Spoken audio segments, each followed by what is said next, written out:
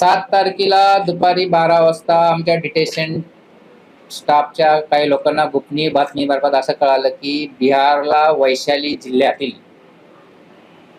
हाजीपूर ठाणा येथे एका आरोपीनं बंदुकीनं फायरिंग करून एकाचा खून केला आणि तो पळून नागपूरला आला आहे आणि सदरचा आरोपी हा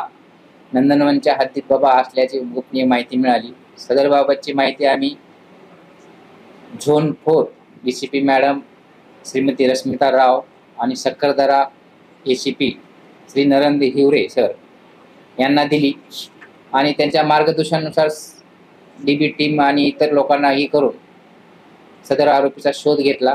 त्या आरोपीला ताब्यात घेऊन व्हेरीफाय केले असता त्याचे नाव